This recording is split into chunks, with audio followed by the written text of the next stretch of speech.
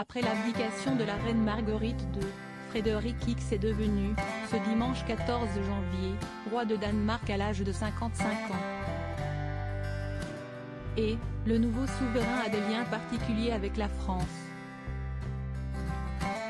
Depuis le dimanche 14 janvier, Frédéric X est officiellement devenu le roi de Danemark après l'abdication de sa mère, la reine Marguerite II.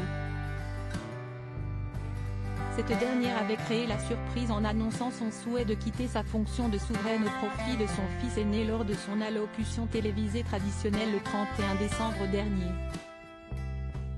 Mais, saviez-vous que le nouveau souverain a des liens particuliers avec la France? Grâce à ses parents, Frédéric de Danemark a hérité de deux cultures, danoise par sa mère et française par son père. Ce dernier, prénommé Henri de Laborde de Montpezat, était un aristocrate et diplomate français originaire du Béarn.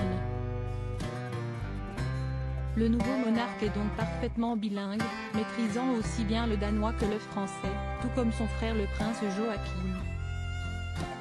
Les deux frères ont également effectué une partie de leur scolarité à l'école des Roches à Verneuil-sur-Avre en Normandie. Par le passé, Frédéric X avait aussi une certaine attache en France puisque ses parents avaient acheté, dans le Lot, une propriété viticole au château de Queix. La famille royale danoise y passait donc de nombreux étés. Ces autres monarques qui parlent français. Frédéric de Danemark n'est pas le seul à parler la langue de Molière parmi les têtes couronnées, comme le rapportait le magazine Point de Vue, dans un article datant de 2021. Le roi Felipe VI d'Espagne a montré à plusieurs reprises sa maîtrise du français lors de ses visites en France. La reine Maxima des Pays-Bas a également un niveau irréprochable lorsqu'il s'agit de discuter en français lors de grands événements royaux européens. De son côté, la reine Sonia de Norvège a longtemps vécu en France où elle était jeune fille au père, à Sorèze, une petite ville du Tarn.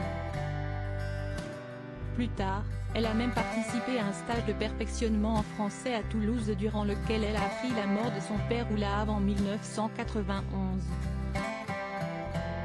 Si est-il donc en France qu'elle est devenue reine de Norvège. Elle n'est pas la seule souveraine à avoir suivi des cours de français puisque la princesse Victoria de Suède a étudié la langue de Molière au sein de l'Université catholique de l'Ouest, située à Angers. Enfin, Élisabeth II a appris le français dès son plus jeune âge avec sa sœur Margaret. Elle avait ensuite tenu à ce que ses enfants, dont le roi Charles III, maîtrisent aussi la langue de Shakespeare.